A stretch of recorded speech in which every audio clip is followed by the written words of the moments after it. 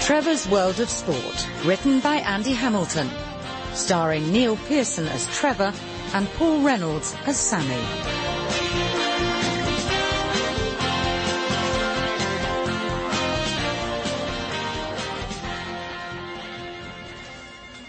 Heidrun, could you help me with this Sudoku? Sure.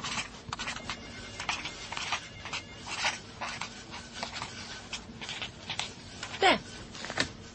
Right. That wasn't so much helping me as sort of doing it, wasn't it? Jeez, what's someone as clever as you doing working in a place like this? Slumming it. Still got the beard then, Barry? Absolutely. My dentist tried to grow a beard once. Only problem was he hasn't got a chin. He just looked like he had a very hairy neck. Morning, Proles. Sammy Dobbs is in the building. Heidrun, I was wondering if you fancied a night out. Only I've acquired 2 tickets. No, I'm sorry, I can't. You don't know what it is yet? Or when? No, I know, but I just thought it would save us both a lot of time and awkward pauses. Something amusing you, Barry? No, Sammy. Really? Well, because something's amusing me. It's that small diseased vole on your chin. If you're referring to my beard, Sammy, then... That's not a beard, Barry. That's just random bum fluff. Now, go into the washroom and shave it off, as I believe I told you to do last week. This beard is staying. You're making a huge mistake, Barry. Women hate beards. They bring them out in rashes in embarrassing places. Yeah, well, my Janine says that a beard makes a man look sexy. Oh, right. So, does she also fancy geography teachers? But now, I did give you a verbal warning about the beard. You can't force me to lose it. Good morning, all. Do I hear the familiar cut and thrust of intellectual debate? Any messages for me, Heidrun? Yes, Mohammad Shiraz rang to say he will be a few minutes late. Mohammad Shiraz? The cricketer. He wants us to represent him, I told you last week. I don't remember that. Well, that's hardly surprising. You were busy texting Roman Abramovich about him providing financial backing for your proposed super casino in Chingford. Don't ask, doesn't get, Trev. Yes, well, Mohammed's coming in to see us shortly, and... Oh, no, I know that face. What face? That face. The one that looks like you've just woken up next to Anne Widdecombe. Come on, what's the problem? Well, it's just, from a commercial point of view, what is the point of having a cricketer on our books? Cricket is just so unsexy. How can you say cricket isn't sexy? Look at all the interest in the Ashes. Barry, give me your copy of Heat. You're not going to cut out any pictures of Jessica Simpson again, are you? No, I'm going to give it to Trev. There you are. Flick through that. See if you can find one single cricketer. All right. Well? Sorry, got distracted by Jessica Simpson. You can't find one, can you? Well, this is just... Look, there. Freddie Flintoff, pie-eyed at a film premiere. Yeah, that's a picture of Liz Hurley that he just happens to be in the back of. But he's there. He's the captain of Let's England. get the view from a neutral. Heidrun, is cricket sexy? I hate cricket. It is Englishness taken to a willful extreme. Oh. Have you ever been to a game? Once. It was like paying to be in a coma. Cricket can be exciting, though, can't it? You know, when Kevin Pearson starts whacking the ball into the crowd. Yes, but then they throw it back.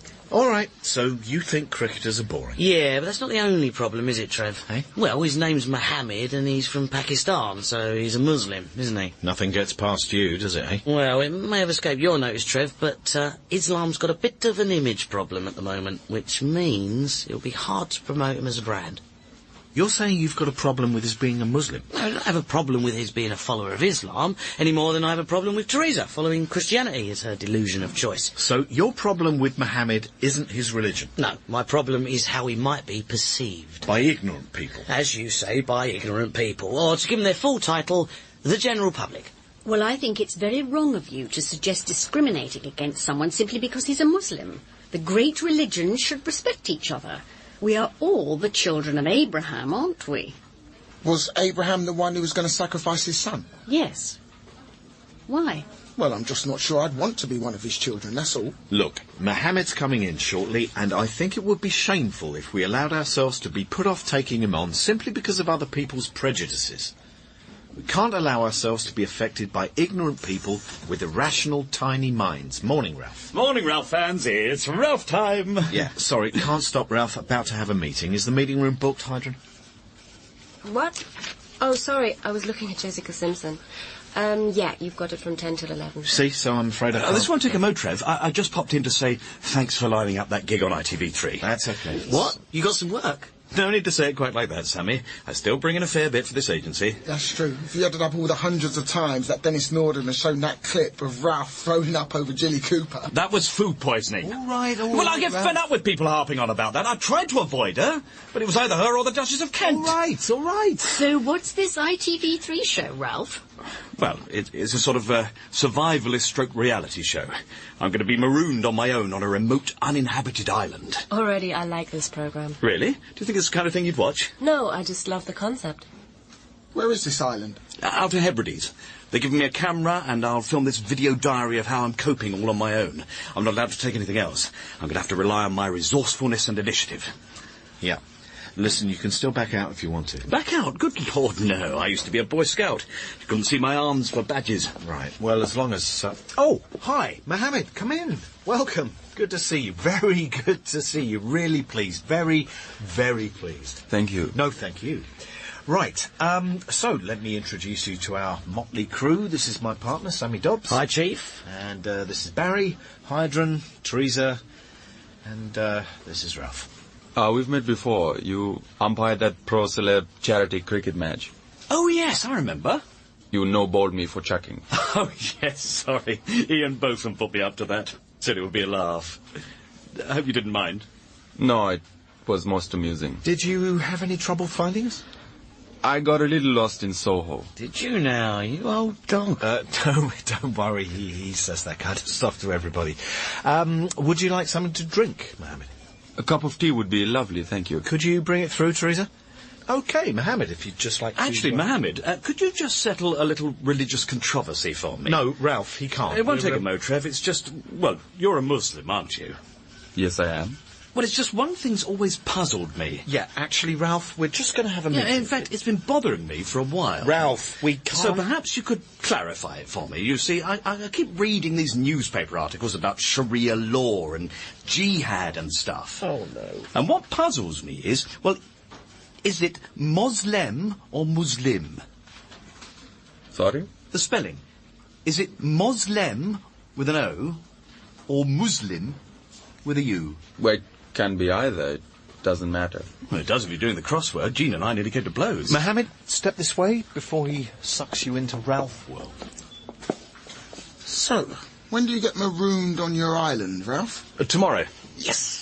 That's very short notice, isn't it? You are a late replacement for somebody. Whatever gave you that idea? A, the timescale, and B, the fact that you could never be anyone's first choice. Oh, excuse me, Heidrun, but the producers of TV's 100 Cheesiest Moments told me I was definitely their first choice. The Hebrides in February. Rather you than me. That's going to be very depressing and bleak. Oh, it'll be fine. I'm from Ipswich. So, you've agreed to play for Hampshire next season, and you'd like us to negotiate your contract. Yes. I'd also like some help, possibly on the PR side from time to time. Right. Being a high-profile sportsman who's a Muslim is, well, it can be a little tricky. The main problem is one of how people perceive you. Do you know, that could have been me talking, couldn't it, Trev? The war on terror is creating so much distrust and paranoia. I know. It's starting to get in the way of everything. Well, it certainly won't get in the way here. That's good to hear, because, well, to be frank, I've spoken to a few agencies, and at all of them I sensed a certain reluctance about taking on a Muslim client. Really? Yes, a sense that I might be, shall we say, a difficult brand to sell. Well, that's... Oh, it's understandable, I suppose. Yes, it is, isn't it? Is it? Yes, Trev, Mohammad just said it was understandable. That doesn't make it defensible, though. He didn't say defensible, Trev, he said understandable. Yes, understandable. See? Which doesn't make it justifiable. No, not justifiable or defensible. That's right. But understandable. Yes. See? We're all singing from the same hymn sheet, or its Islamic equivalent. The main problem is that in this atmosphere, all Muslims get lumped together. But there are many different kind of Muslims. Of course there are. Well, it's like Christians, isn't it? They come in all different kinds, don't they? From the C of E types who try not to mention God in case it puts people off, all the way up to the Mormons and the Jehovah's Witnesses and the total fruitcakes like Theresa. Theresa? My PA, you just met her. Oh, yes. Lovely person on the outside, but on the inside, she's picturing you burning in hell. Well, we're not here to discuss Theresa, are we? No, of course not. So, Mohammed, which sort are you? I'm sorry, I don't... Which sort of Muslim? How do you mean? Well, where do you come in the spectrum? I mean, for the sake of argument, let's say you've got Osama bin Laden over here, and then all the way over here you've got Imran Khan. Where exactly would you place yourself? Close to Imran Khan. OK, well, I don't think we need to grill Mohammad anymore, Sammy. Actually, Imran has always been my idol. Well, you'd be hard-pushed to find a better role model than Imran Khan. Absolutely. Great cricketer, great leader, great babe magnet. I can't believe you said that. Said what? All of it.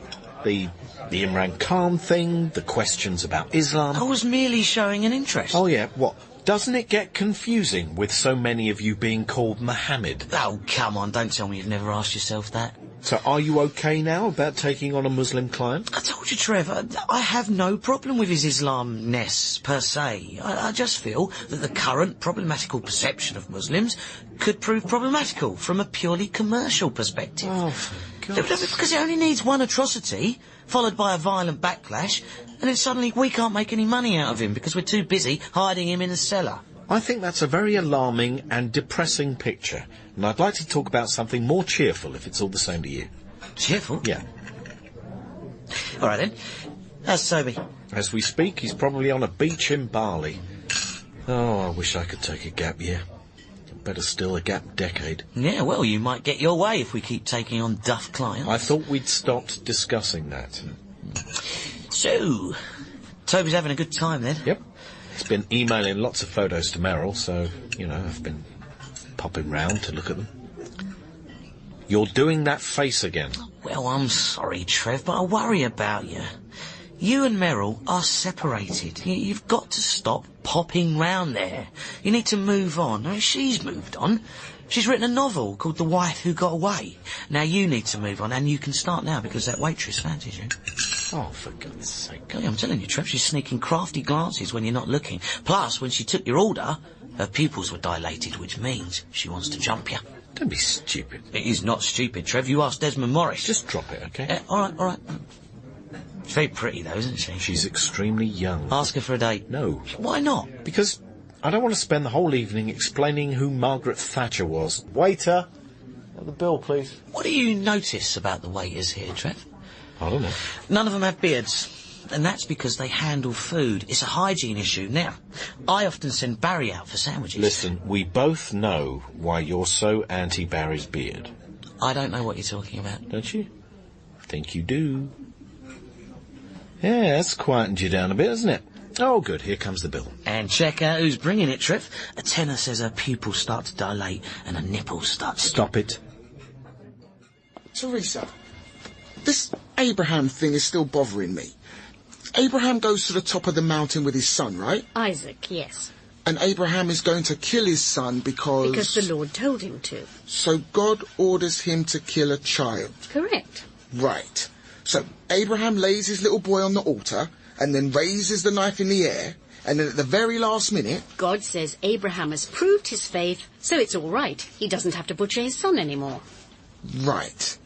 And what happens then? Well, the Bible says Abraham went back to his people and taught them the ways of the Lord. And does it say what Isaac did? After having his dad about to stab him with a knife? I mean, does it say, and lo, Isaac did descend the mountain and demand to be put into care? No, you're missing the point, Barry. Isaac wouldn't have been scared. Excuse me? He would have entrusted in the will of the Lord. See, we believe things happen according to God's will. Isn't that what Muslims believe? Well, the two great religions have many similarities, Barry. It's just a shame that Muslims believe in the wrong God and are therefore damned. But they believe exactly the same about you. Yes, that's another similarity. Funny, isn't it? But... No, I'm sorry. I still don't understand. Barry. What? Don't do this to yourself. Life is not a rehearsal. There's no time to pussyfoot around. Shut up. What happened? He asked the waitress if she fancies me. And does she? No, she went bright red. That's called embarrassment. Any messages? Meryl rang, said she got some good news. And Mohammad rang to say he'd like to come in for a chat tomorrow. Right. I've got a good feeling about this association. I think Mohammad could be a very important figure, in promoting understanding and integration. Yeah, could be. Mind you, it won't be easy. Eh? integration. It could be a difficult end game to expedite aspiration-wise, if you know what I'm saying. No, I don't know what you're saying. Try saying it in English. I'm saying that integration won't be easy because, some Muslims aren't natural integrators. What? They keep themselves themselves. He's got a point, Trev. Look, come on, when was the last time any of us decided to take a stroll through Southall and have a chat with the halal butcher? We all keep ourselves to ourselves. That's the problem. With respect, Trev, I always make an effort to engage with other cultures. Yeah, dating a Bulgarian lap dancer is not multiculturalism. It's a start. Oh, Barry, can you fix me a cuppa? I'm off to my office to ring Meryl. Sure thing. Poor Trev. I don't know. He still lives in a world that's very September 10th, doesn't he? Eh? Just won't accept the new realities. Which is yet another argument against your beard, Barry. The attack on the Twin Towers relates to Barry's beard. Obviously, yeah, because when the beard gets thicker, eventually, Barry's going to look like a bit of a Quran basher, which, in the current climate, is perhaps something one doesn't want to look like. Just a thought. Oh, that is stupid. No, it's an unfortunate reality, Barry. No, that's ridiculous. People aren't as judgmental as that. I'm keeping this beard. I'm not going to be swayed by what anyone thinks. Good for you. Yes, good for you. I'm impressed, Barry. You're impressed? Yes. Is this some kind of trap? Nope. I'm pleased to see you standing up for yourself at last, as I've often urged you so to do. No, you grow that beard, Barry. It'll obviously be good for your self-esteem and self-respect. And, as a bonus, you'll always get plenty of room on the bus. So the novel's doing big numbers. That's terrific. Yeah, but you'll never guess my really exciting news. Go on. They want to turn it into a movie. Right. Well, that's brilliant. I'm really pleased for you. I met the producers yesterday. They're very excited. They see it as a contemporary social comedy about a modern woman who escapes a stifling marriage. Which is what the book's about. Yes, I know. Which is good, because often film people want to change the book, don't they? And we had a very good conversation about casting. Uh-huh. Guess who's interested in playing the wife? Scarlett Johansson. Oh, right. She's a bit younger than you, isn't she? We've been over this, Trev. The central character isn't me. Oh, no, sorry, of course not. Any more than the needy, clingy husband is you. No, of course not. Although some people do make the assumption that it's me. You can't allow yourself to be affected by ignorant people's assumptions, Trev. No, that's true. So, is anyone in the frame to play the husband? Well, I suggested Johnny Depp. Johnny Depp?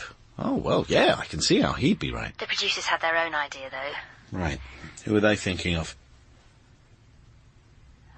Well, it's early days. They'll probably change their mind dozens of times. You know what film people are like. Toby sent some more photos, by the way. Him swimming with turtles. How exciting is that? Who have the producers got in mind to play the husband at this early stage? Well, they seem quite wedded to the idea of, Rowan Atkinson. Rowan Atkinson? Yeah. They said they wanted to capitalise on the sort of Mr. Beanish elements of the husband character. Still there, Trev? Yeah. Yeah. So, you've got pics of Toby swimming with turtles. I could pop over and see them after work if you're in. I could just email them to you. No, there's something wrong with my email. Oh, right. Well, I'm out tonight. Book signing. Okay, well, another night. I'll give you a bell. Sure. Bye. Bye. There's something wrong with your email? Oh, hi, Barry. Didn't hear you come in. I can get someone from IT. No, it's fine. Don't worry. I'll sort it. It's, Oh, is that my tea? Cheers. Can I ask you something, Trev? Sure. Well, do you think my beard will make me look Islamic? You don't want to pay any attention to what Sammy says. No, but I don't want to spend my life getting chucked off flights either. Sammy says I have to live in the real world. No, you see, what's happened there, Barry, is that Sammy has confused the real world with the paranoia theme park inside his head. Yeah, I suppose you're right. Oh, by the way, Ralph's waiting outside. Not anymore, he isn't. Ralph, look, This won't take a second, Trev. I just wanted to show you this book. It's one of those Ray Mears survival handbooks. Once my Castaway programme thing goes out, I could write a book like this, couldn't I? Well, I've got some ideas for titles. Yeah, but... How to Survive with Ralph Renton, Desert Island Ralph, Ralph Vincent Crusoe. What do you think? Well, I've got some more here. Right, well, look, why don't you try them out on Barry? What? Only I just remembered I've just got to go and do some, stuff. So, they're making a movie of Meryl's novel. She must be excited. Yeah, she is. And who's lined up to play the husband character? He's not been cast yet. Who's that man who plays Mr. Bean? Actually, there's talk of Johnny Depp. Oh, sorry. Ralph? Shouldn't you be on your island? I am. They dropped me off about an hour ago. They just abandoned me, Trev. I've got nothing apart from this mobile. Oh, and I've got a little camera to make a video diary with. But I mean, it's outrageous, Trev. There's not even a camera crew out here. I'm expected to do it all on my own. But you did know it was that kind of programme. Yeah, but when they described it as a reality show, I naturally presumed it'd be a fake. You know, I thought there'd be a hotel a few hundred yards away, like on I'm a Celebrity. But there isn't a hotel a few hundred yards away. Just a bloody great ocean. I'm not sure I can handle this, Trev. Surely they covered all this in the interview. Well, they did ask me if I would describe myself as a survivor, but I thought they meant in the Brooks Forsyth sense, you know. But, I mean, what am I going to eat? Well, it's an island. There's bound to be shellfish on the beach and stuff. Maybe some berries. Oh. Listen, if you can't face it, just chuck in the towel. Ring them up and tell them that... No, I can't do that, Trev. I look like a pathetic sports celebrity who can't cope on his own. Right. No, I've got to stick it out for a bit. But I need to give them a proper programme's worth, otherwise they might not screen it. Well, look, the first thing is to find some shelter. There must be some caves or something. Caves? Yeah, good idea. That's what Ray Mears said. I'll find a cave. Right. Then I'll ring you back and ask you what to do next. Oh, that's something to look forward to. Hold the front page. Sammy proved right yet again, shock horror. Full-page advertisement in The Guardian condemning Israel's policy in the Lebanon.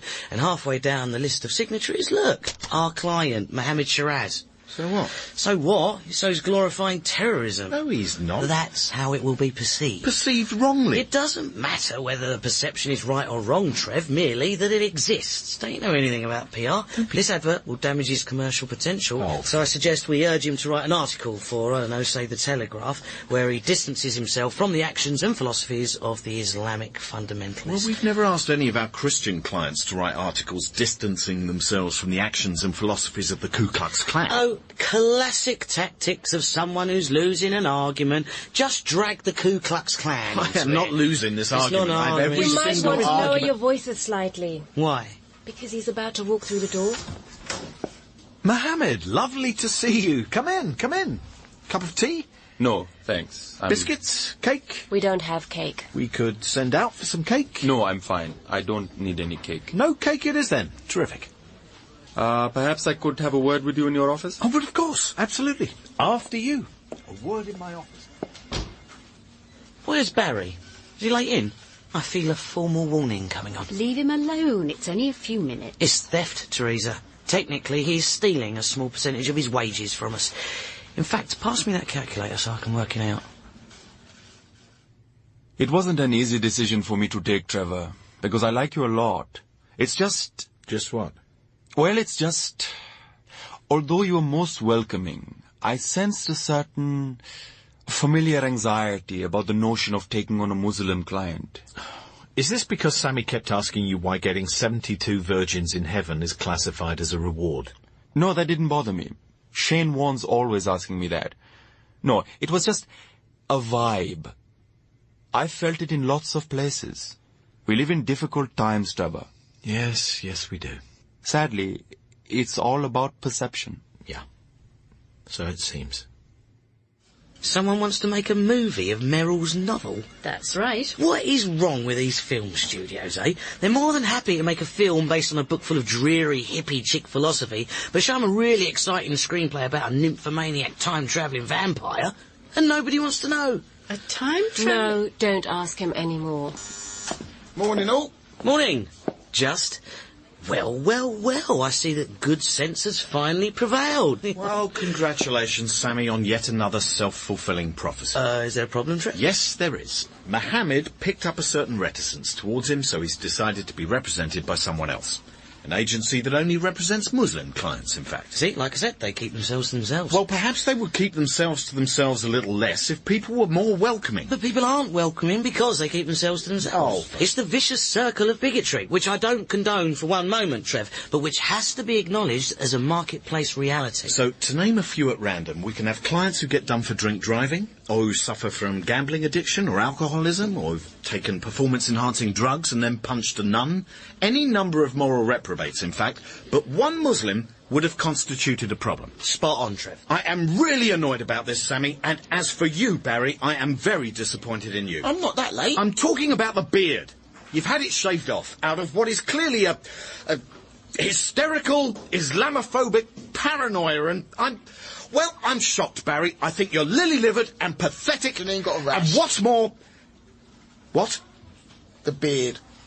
Gave Janine a rash. Yes, Sammy calls it right again. I am on such a hot streak. So it wasn't Islamophobia.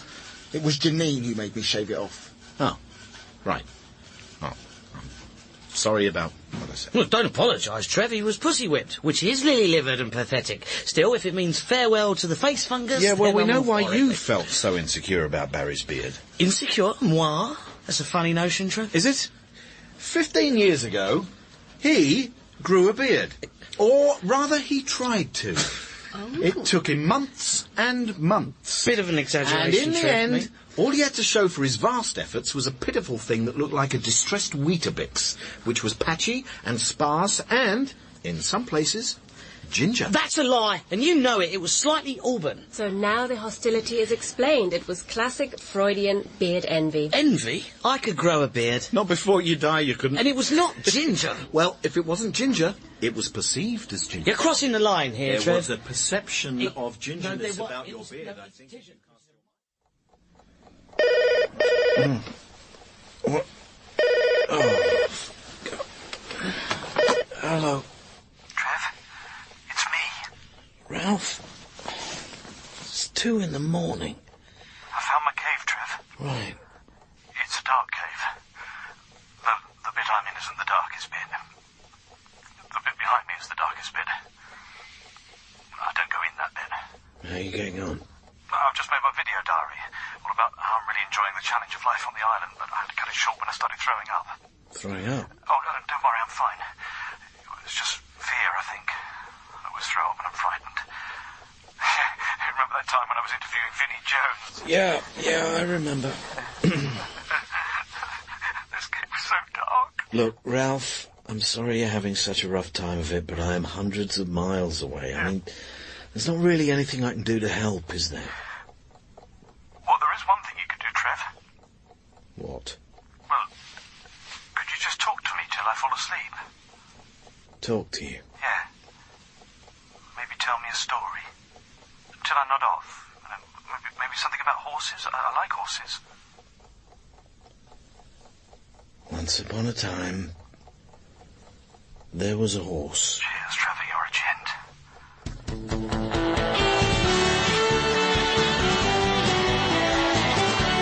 Trevor's World of Sport was written by Andy Hamilton and starred Neil Pearson as Trevor and Paul Reynolds as Sammy, with Abdul Salis, Cosima Shaw, Rosalind Ayres, Claire Skinner, Michael Fenton Stevens and Kayvan Novak.